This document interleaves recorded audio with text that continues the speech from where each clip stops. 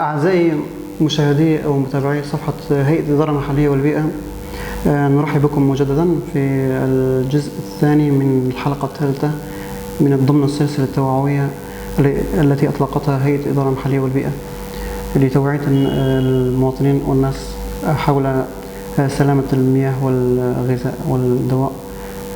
وتأتي هذه الجزء الثاني ضمن الحلقة الثالثة لاستكمالا لموضوع المياه التي تحدثنا عنها في المرة الماضية، كانت عن نهر الفرات.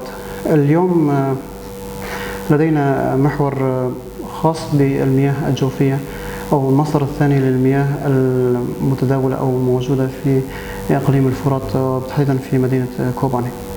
لدينا 4 نقاط. هذه النقاط هي مصدر المياه الجوفية والمعايير قياس جودة المياه، بالإضافة إلى نتحدث عن أرقام، بالإضافة إلى إظهار بعض الوسائل أو إيضاح للسادة المتابعين وسائل لتعقيم هذه المياه ضمن الاستخدامات المنزلية والاستخدامات الشخصية في اليوم. قبل أن نبدأ في ضمن هذا المحور، نتوجه بشكل جزير لكل من هيئة الإدارة المحلية والبيئة على الدعم الكافي، ونتوجه بشكل خاص إلى مديرية المياه في كوباني على إتاحة المجال والفرص للقيام بالتحليلات التي قمنا بها عندهم، بالإضافة إلى شكر خاص لهيئة الصحة على دعمه اللامحدود وإدارة مشفى كوباني على تزويدنا بأرقام وإحصائيات رسمية. المياه الجوفية كما هو معروف في إقليم الفرات وفي مدينة كوباني تأتي أغلبها من الآبار، وهذه الآبار تحمل صفات متباينة ومختلفة من حيث الخواص الفيزيائية والخواص الكيميائية. ضمن هذه الخواص تأتي القيمة أو جودة هذه المياه، إذا كانت صالحة للشرب أو غير صالحة للشرب فقط للاستخدامات الزراعية. تتحدث معظم الأرقام في مدينة كوباني وفي إقليم الفرات بعد أخذ العينات متباينة أو متعددة من عدة مناطق إلى وجود أنواع مختلفة من المياه في حوض الفرات أو في إقليم الفرات وضمن مدينة كوباني، تحمل خواص فيزيائية وكيميائية مختلفة. ممكن أن نتحدث عن بعض الخواص الفيزيائية في هذا المجال، منها درجة حرارة أو حرارة المياه بحد ذاتها بعد حفر بئر ماء.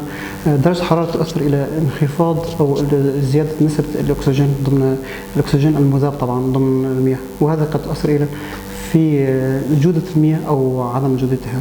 بالإضافة إلى الخاصية الثانية هي التعكر هي عبارة عن زيادة أو حجم ذرات الرمال والأتربة والبكتيريا التي تؤدي إلى تعكر لون الماء. بالإضافة إلى الملوحة تؤثر بشكل كبير في سلامة هذه المياه للاستهلاك أو غير قابلة للاستهلاك. تأتي أغلبها من نوعية الصخور الموجودة ضمن الطبقات الجيولوجية، بالإضافة إلى احتمال خلط المياه الموجودة إذا كانت في طبقات عليا من سطح الأرض بخلطها بمياه المجاري، وهذا يؤدي إلى اختلاف في الخواص أو في ملوحة هذه المياه.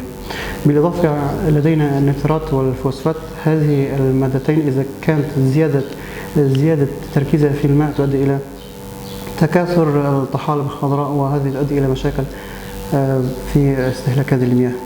لدينا أيضا إذا كانت النترات كميتها أو نسبتها أكثر من المعتاد، فيؤدي حسب الدراسة يؤدي إلى تفاعلها أو اتصالها مع مادة الهيموجلوبين في الدم وإعاقة نقل الأكسجين في الجسم، والإصابة بمرض يسمى مرض الإزرقاق خاصة لدى الأطفال.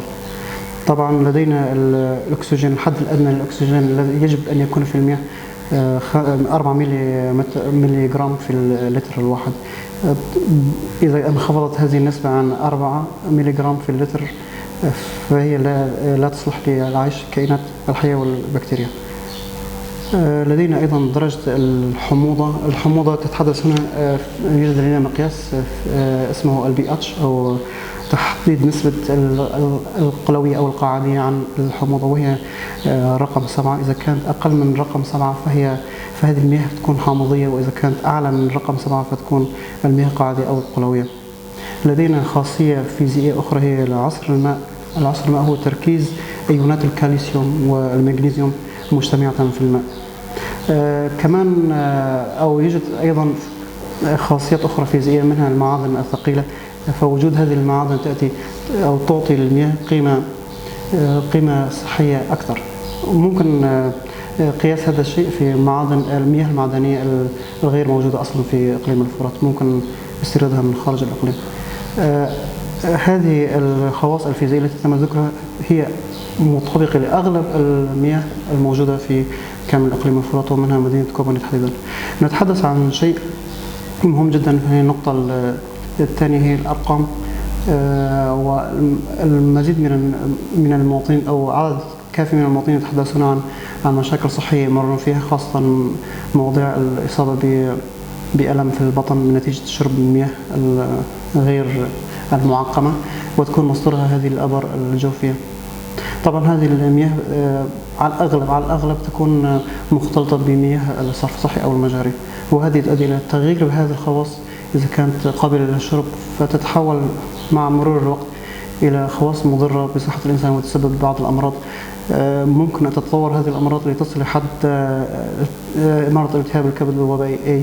طبعا أخذنا بعض الإحصائيات من مشفى كوباني من تم تزويدها من قبل هيئة الصحة في إقليم الفرات.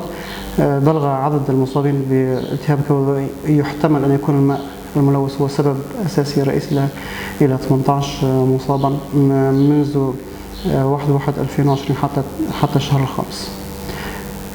نتحدث بإيجاز أو بملخص بسيط حول الوسائل التي يجب أن تتبع للتخلص من مشكلة تلوث المياه الجوفية لدينا في كوباني وفي إقليم الفرات.